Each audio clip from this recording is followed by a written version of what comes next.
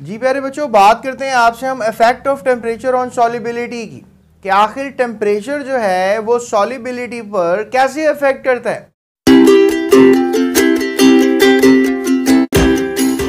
देखें, टेम्परेचर जो है वो सॉल्युबिलिटी पर नो डाउट बहुत इफेक्ट करता है। जैसे फॉर एग्जांपल आप कह लें कि आपने हमेशा यही देखा होगा कि सॉल्युबिलिटी इंक्रीज करती है टेम्परेचर के बढ़ जाने से, लेकिन ये हर बार सच नहीं है कि अगर आप टेम्परेचर बढ़ाएंगे तो सॉल्युबिलिटी बढ़ जाएगी। ये सच नहीं है।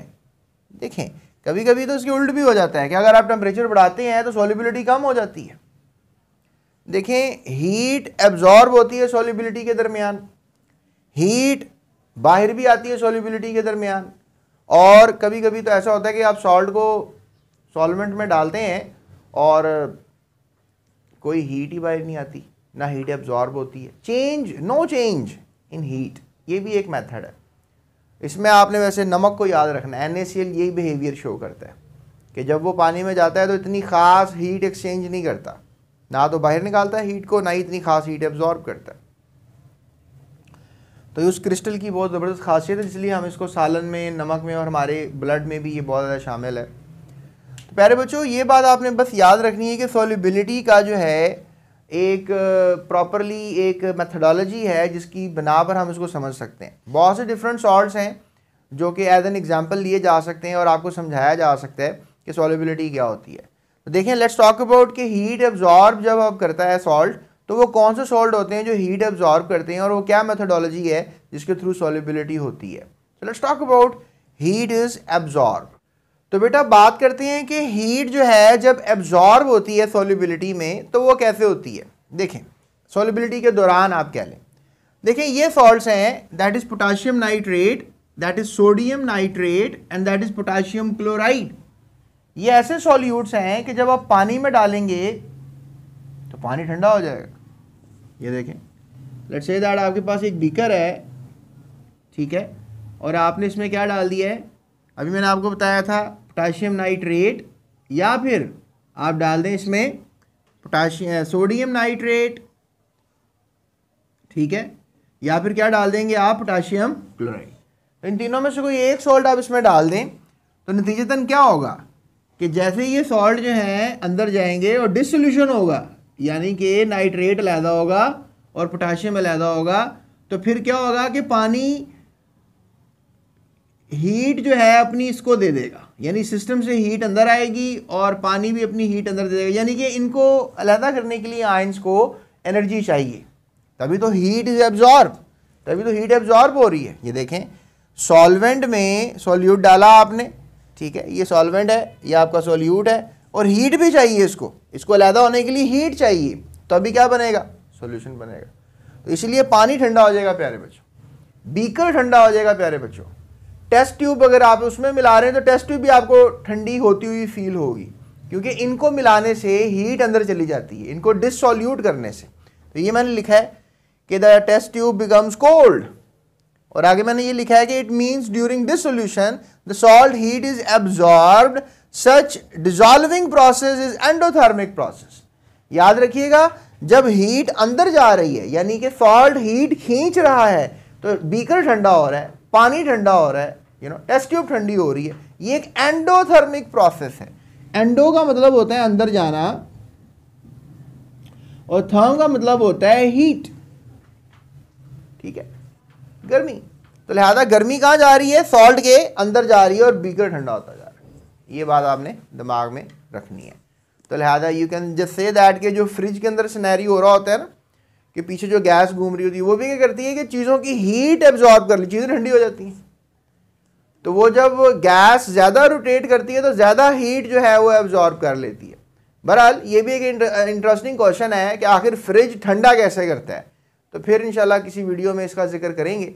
लेकिन आज मैंने आपको बता दिया कोई सॉल्ट पानी में डालने से पानी ठंडा हो जाएगा। आप कहें सर हमने तो हमेशा बर्फ़ ही डाली पानी में ठंडा करने के लिए, तो बेटा सॉल्ट अगर आप पानी में डाला और पानी ठंडा हो गया तो आप पियेंगे थोड़ी उसको, वो तो जहर है ना, ये तो जहर है, ये तो आप सॉल्ट नहीं इस्तेमाल कर सकते। लैब्स में होता है ये, डिफरेंट केमिकल्स के लिए रॉ मटेरियल के तौर पे तो यूज़ हो सकता है, लेकिन आपके खाने पीने में तो इस्तेमाल नहीं होता ना ये। तो अगर आप कहें सर हम पानी ठंडा इस तरह करके पी सकते हैं, तो आप इनको मिक्स करेंगे तो पानी ठंडा होगा ना, और मिक्स करने के बाद पानी इस्तेमाल के काबिल नहीं रहेगा। तो लिहाजा अगली बात क्या, तो बेटा देखें यहाँ पर मैं आपको ये बता रहा हूँ कि लेट्स से दैट कि आपके पास KCl है या KNO3 है या सोडियम नाइट्रेट है NaNO3 है। बात मैं आपसे ये कर रहा हूँ कि अगर लेट्स से दैट आप इनको पानी में डालते हैं, अब आपको पता है पानी में डालने से टेस्ट ट्यूब या बीकर ठंडा हो जाता है, पानी ठंडा हो जाता है। तो ऐसा क्यों होता है? क्योंकि याद रखो कि K और Cl को अलहदा करने के लिए कुछ एनर्जी चाहिए। तो वो एनर्जी कहाँ से लेगा? वो डेफिनेटली एनर्जी कहाँ से लेगा? इर्द गिर्द की सराउंडिंग से लेगा ना, वो पानी से लेगा। और पानी एनर्जी कहाँ से लेनी है? बीकर की वॉल से या फिर बाहर से जो हीट आ रही है। तो इसका मतलब ये हुआ कि अगर आप ठंडे पानी में हल करेंगे इन सॉल्ट्स को तो इतने अच्छे सॉल्यूबल नहीं होंगे, इतनी अच्छी मिक्सिंग नहीं होगी, क्योंकि उनको हीट चाहिए। तो लिहाजा अगर आप गर्म पानी में इन सॉल्ट्स को मिक्स करेंगे तो गर्म पानी में आपको गर्म हीट होती है गर्म पानी में, तो वो जल्दी से सॉल्ट एब्जॉर्ब कर लेगा और पानी ठंडा करेगा, लेकिन डिज़ोल्व अच्छा हो जाएगा। तो इसलिए मैंने लिखा कि solubility usually increase with temperature for such solutes, कि आप टेम्परेचर ज़्यादा करेंगे। देखें ना, अब लेट से ठंडे पानी में कर रहे हैं, आसपास से हीट पकड़नी है उसने, हीट तो है नहीं, तो जब हीट नहीं होगी तो वो डिज़ोल्व कैसे होगा? ये बात सोचने वाली है ना। तो जब हीट होगी तो डिज़ोल्व होगा ना, तो लिहाजा हीट ही नहीं है तो डिज़ोल्व कैसे हो? तो फिर आप ऐसा करें, पानी गर्म दें उसको ताकि वो, तो इसलिए मैं ये कह सकता हूँ कि अगर एक मेरे पास बीकर जो है वो 25 डिग्री सेल्सियस पर है तो उसकी सॉल्युबिलिटी आपने देखनी है, और एक बीकर मेरे पास 50 डिग्री सेल्सियस पे है उसकी आपने सॉल्युबिलिटी देखनी है, और एक बीकर मेरे पास कितने पे है? 100 डिग्री सेल्सियस पे है। तो आप मुझे यही कहेंगे कि सर अगर आप 100 डिग्री वाले बीकर में डालेंगे तो सबसे ज़्यादा सॉल्ट डिज़ोल्व होगा इसके अंदर, क्योंकि 100 डिग्री एक टेम्परेचर होता है, और वो टेम्परेचर कौन हासिल करता रहेगा, कौन एब्जॉर्ब करता रहेगा? सॉल्ट एब्जॉर्ब करता रहेगा। मैं कहना ये चाह रहा हूँ कि हमारे पास अगर लेट्स से दैट ये पोटाशियम क्लोराइड है, इसका ये क्रिस्टल है, ठीक है, तो इस क्रिस्टल को तोड़ने के लिए प्यारे बच्चों हीट चाहिए। इस क्रिस्टल में से इसके आयंस को अलहदा करने के लिए हीट चाहिए। अगर आप हीट मुहैया करेंगे तो फिर ये क्रिस्टल ब्रेक होगा, सॉल्युबिलिटी होगी। याद रखो सॉल्युबिलिटी का मैंने आपको मतलब बताया था कि मिक्स होना, सॉल्ट पानी में मिक्स होता है तो इसको सॉल्युबिलिटी कहते हैं। तो लिहाजा it means that heat is required to break the attractive forces between the ions of solute. इनके दरमियान जो अट्रैक्टिव फोर्सेस हैं आयंस के दरमियान, इनको तोड़ने के लिए क्या चाहिए? एनर्जी चाहिए, हीट चाहिए, heat is required. So this requirement कौन फुलफिल करेगा? इस रिक्वायरमेंट को सराउंडिंग मॉलिक्यूल्स, यानी आसपास के मॉलिक्यूल सारे इसको एनर्जी देंगे, यानी पानी के मॉलिक्यूल्स। और फिर ये जो पास के क्रिस्टल्स हैं, जो ग्लास की कह ले कि एक शीशा है या लोहा है, ये इसको टेम्परेचर देगा, फिर सिस्टम से टेम्परेचर अंदर आएगा। तो ये सारी बातें आपने याद रखनी है।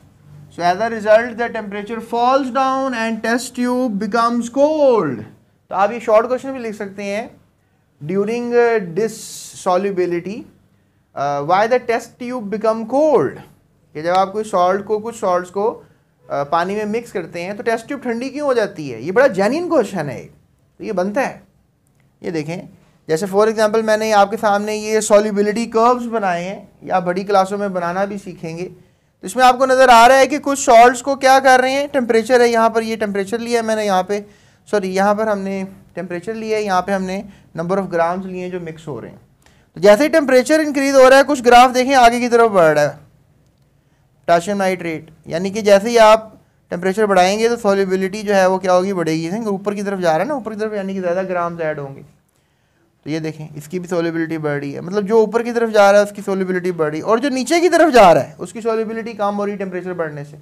तो ये सीरियम सल्फेट एक ऐसा सॉल्ट है जो आप ज़्यादा टेम्परेचर में डालेंगे हल ही नहीं होगा, ठंडे पानी में डालेंगे तो हल होगा। अब तुम कहोगे सर ये तो फिर क्या कह रहे हैं, उल्ट कहने लग गए आप। तो हाँ ना, हीट इज एवॉल्व। तो मैंने आपको ये नहीं बताया था कि जो टेम्परेचर है वो 3 तरह से अफेक्ट करता है, heat is absorb, heat is evolve, heat is given out, ये लिखा हुआ है, और heat no change in heat, ये लिखा हुआ है। तो हीट इज गिवन आउट, यानी कि इसमें क्या हो रहा है कि गिवन आउट हो रहा है। अब ऑलरेडी बाहर पानी गर्म है, इसने भी हीट बाहर निकालनी है, तो और अब कैसे निकालेगा भाई, ऑलरेडी तो पानी गर्म हो गया। तो लिहाजा ज़्यादा टेम्परेचर करने से, अब बाहर भी टेम्परेचर ज़्यादा है, इसने भी हीट बाहर निकालनी है, तो बाहर तो हीट नहीं निकल सकती ना। तो जब बाहर हीट निकल ही नहीं सकती तो उसने मिक्स ही नहीं होना, सॉल्युबिलिटी नहीं होगी। तो इसलिए इसके टेम्परेचर बढ़ाने से इसकी सॉल्युबिलिटी क्या हो जाती है, कम हो जाती है। ठंडे पानी में डालो, इसने हीट निकालनी होती, हीट इज़ गिवन आउट। बहरहाल इसकी हेडिंग लगाकर मैं आपको बातें शेयर कर देता हूँ। और यहाँ पर आप देखें, ये NaCl की लाइन देखें ज़रा, बिल्कुल स्ट्रेट सी लाइन है ये देखें, ये लाइन नज़र आ रही है आपको। मैं दोबारा आपको मार्कर से ड्रॉ करके दिखाता हूँ, ये देखिए ये लाइन। तो ये लाइन हमें क्या बताती है कि इतना कोई ख़ास चेंज नहीं है, टेम्परेचर बढ़ता गया लेकिन ये ग्राम्स में ऊपर नीचे इतना नहीं जा रहा, ठीक है ना।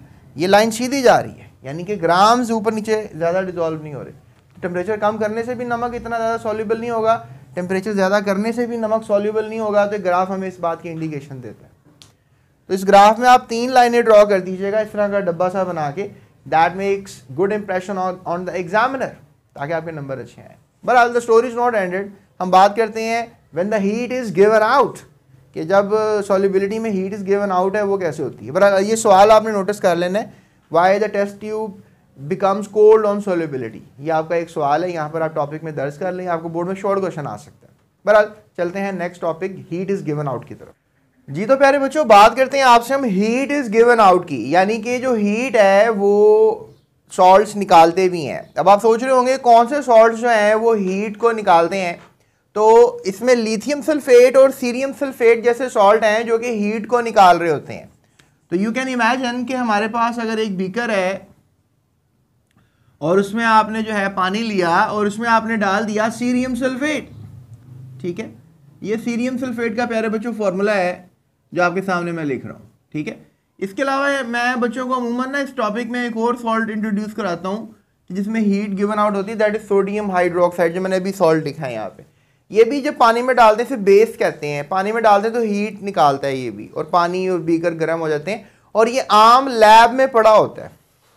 लिथियम सल्फेट, सीरियम सल्फेट पड़ा हो ये गारंटी नहीं है, लेकिन ये सॉल्ट लैब्स में होता है, इसकी गारंटी है। तो आप कह सकते हैं कि salts like lithium sulphate and cerium sulphate जब डिजॉल्व होते हैं पानी में तो टेस्ट ट्यूब जो है वो गर्म हो जाती है।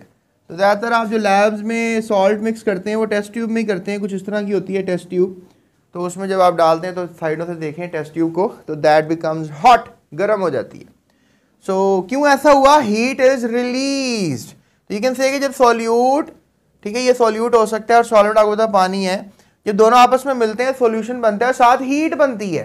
देखें अब क्या सीन हुआ कि सॉल्ट ने जब ब्रेक लिया, टूट गया, यानी लिथियम जो है आपको पता है कि 2 लिथियम के आयन्स हैं। तो लिथियम जब बना और साथ क्या बन गया, सल्फेट बन गया। तो अब इनके बनने से प्यारे बच्चों क्या हुआ, हीट बाहर आई है। लास्ट टाइम मैंने एरो आपको पता है अंदर की तरफ लगाया था कि इनको आयन्स बनाने में हीट चाहिए, लेकिन अब की बार ये ब्रेक हुए हैं लेकिन हीट रिलीज करके हुए हैं, क्योंकि इनमें एनर्जी स्टोर थी और वो एनर्जी बाहर आई है। और उसने पानी को गर्म किया, पानी ने फिर आपके बीकर की जो ग्लास है उसको गर्म कर दिया है, और एज अ होल आपने क्या कह दिया है, हीट इज गिवन आउट, यानी कि हीट जो है वो बाहर आ गई। बहरहाल और बात करते हैं, जैसे फॉर एग्जांपल अगर हम इनकी सॉल्युबिलिटी की बात करें, जैसे salt decreases with the increase of temperature. यानी अब देखें फॉर एग्जांपल अगर आपके पास ये 25 डिग्री सेल्सियस पे बीकर पड़ा हुआ है और मैं एक और बीकर बना लेता हूँ, साथ जगह है, ये देखें। अब मैंने लेट्स से दैट ये बीकर का टेम्परेचर जो है वो 100 डिग्री कर दिया, ठीक है। अब इसमें भी मैंने डाल दिया लिथियम सल्फेट, ठीक है, इसमें भी मैंने डाला था लिथियम सल्फेट और इसमें भी मैंने डाल दिया लिथियम सल्फेट। तो प्यारे बच्चों इसमें लिथियम सल्फेट जो है वो ज़्यादा अच्छा मिक्स नहीं होगा। अब आप सोच रहे हो कि सर ये लिथियम सल्फेट उसमें मिक्स क्यों नहीं हुआ, बिकॉज देखो इसने हीट बाहर निकालनी है, हीट बाहर निकालनी है, लेकिन ऑलरेडी हीट पानी में बहुत ज़्यादा है, तो हीट को जगह नहीं मिल रही बाहर आने के लिए। दैट्स वाई जब हीट बाहर नहीं आएगी प्यारे बच्चों तो सॉल्ट भी डिजॉल्व नहीं होगा। तो कुछ सॉल्ट ऐसे होते हैं जो ठंडे पानी में डिजॉल्व होते हैं और कुछ जो ऐसे सॉल्ट होते हैं वो गर्म पानी में डिजॉल्व होते हैं।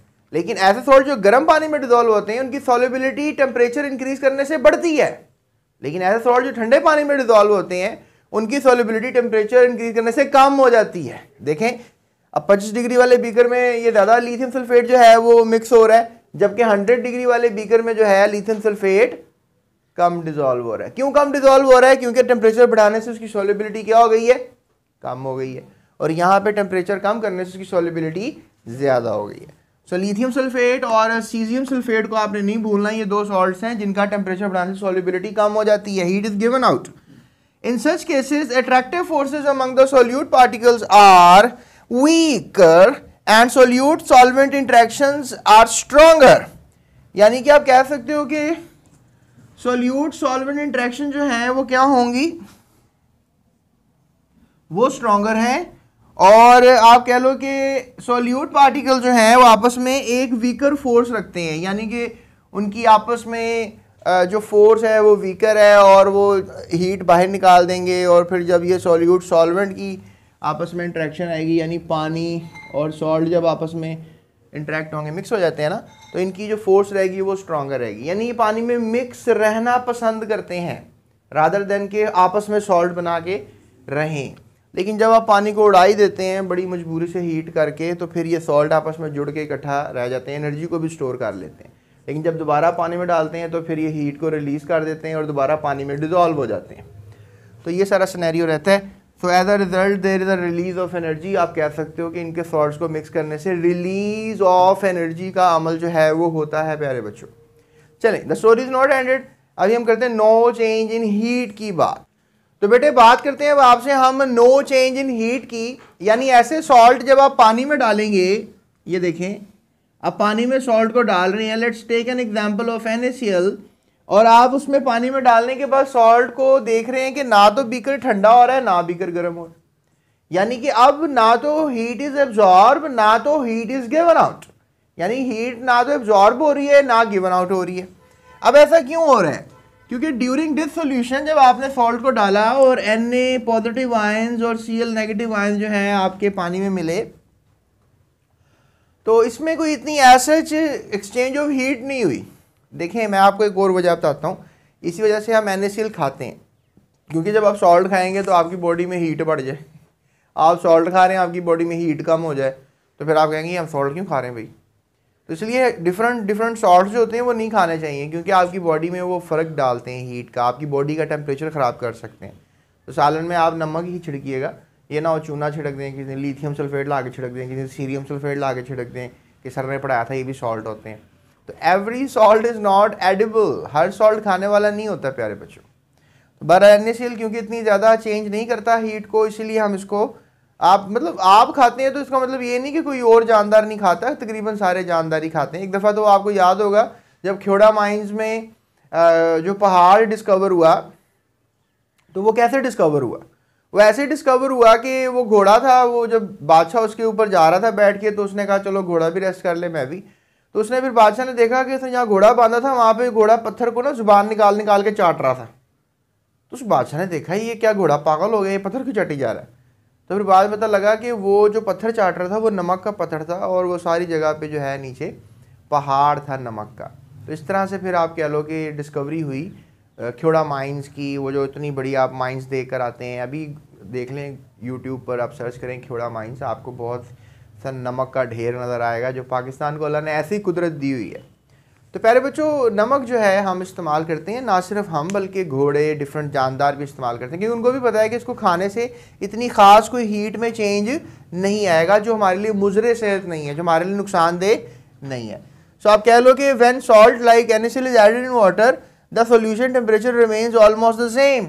जो टेम्परेचर है सोल्यूशन का वो तकरीबन सेम ही रहता है, चेंज नहीं आता इसके अंदर। तो trend of solubility of different salts with increase in temperature. तो आप सोच रहे होंगे कि मैंने एक लाइन भी रेज कर दी है, इसके पीछे वजह यह है कि ये तस्वीर थी जो हमने पिछली हीट इज़ गिवन आउट में जो है हमने कर ली थी, हीट इज़ एब्जॉर्ब में हमने कर ली थी, और वो पिक्चर मैंने आपको बता दी थी कैसे ग्राफ वगैरह बनाना है, और ट्रेंड इज़ हीट एक्सचेंज है मैंने आपको बता दिया था उस ग्राफ में बनाते हुए। तो पहले बच्चों ये था हमारा लेक्चर जिसमें मैंने आपको बताया बोर्ड का लॉन्ग क्वेश्चन कि सॉल्युबिलिटी का फैक्टर है टेम्परेचर, कि टेम्परेचर कैसे अफेक्ट कर सकता है सॉल्युबिलिटी को। टेम्परेचर बढ़ाएंगे तो सॉल्युबिलिटी को फ़र्क पड़ सकता है। कुछ सॉल्ट ऐसे हैं जो टेम्परेचर बढ़ाने से ज़्यादा मिक्स होते हैं, लेकिन कुछ सॉल्ट ऐसे हैं जो टेम्परेचर बढ़ाने से कम मिक्स होते हैं। तो लिहाजा ऐसे सॉल्ट्स भी हैं जो टेम्परेचर बढ़ाने से कम मिक्स होते हैं, कुछ ऐसे सॉल्ट्स भी हैं जो टेम्परेचर बढ़ाने से ज़्यादा मिक्स होते हैं। तो उनके अंदर जो एक ट्रेंड है, एक सॉल्युबिलिटी का एक तरीका है, वो मैंने आपको समझाया है कि कोई हीट निकाल रहे हैं, कोई एब्जॉर्ब कर रही हैं, कोई हीट चेंज ही नहीं कर रही हैं, nothing is going wrong with them.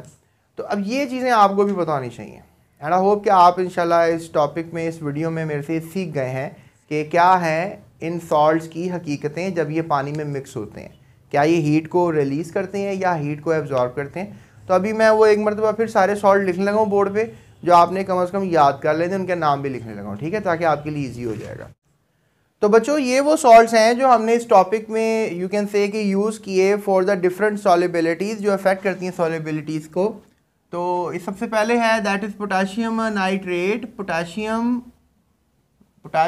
Nitrate, ठीक है, इसका नाम आपने याद रखना है। दूसरे का नाम है सोडियम नाइट्रेट, ये सोडियम है और ये नाइट्रेट है, सोडियम नाइट्रेट। और प्यारे बच्चों उसके बाद सॉल्ट है पोटाशियम क्लोराइड, पोटाशियम क्लोराइड। और इसके बाद प्यारे बच्चों सॉल्ट है लिथियम सल्फेट, लिथियम सल्फेट। और उसके बाद हमारे पास सॉल्ट है सीरियम सल्फेट है, सीरियम सल्फेट। और उसके बाद हमारे पास सॉल्ट है सोडियम क्लोराइड, सोडियम क्लोराइड जो है हमारे पास सॉल्ट है। तो ये सब सॉल्ट्स हैं जो हमने यूज़ किए for the solubility process, check करने के लिए कि कौन सा सॉल्ट पानी में डालो तो ज़्यादा हल हो जाता है। तो ये वाले जो सॉल्ट थे हीट इज़ एब्जॉर्ब में इस्तेमाल हुए, और ये वाले salt heat is given out में इस्तेमाल हुए, और ये वाले सॉल्ट बेटा इस्तेमाल हुए नो चेंज इन हीट में।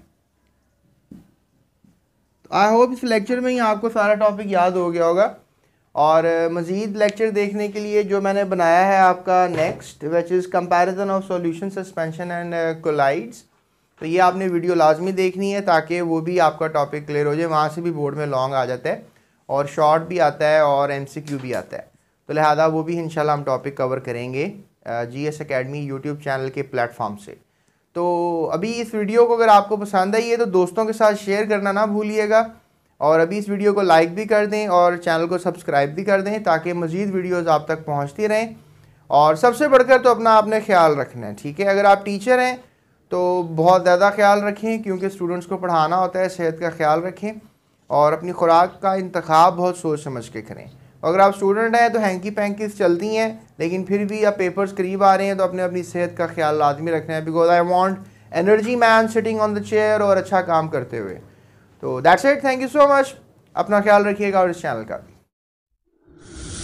Thank you for watching GS Academy.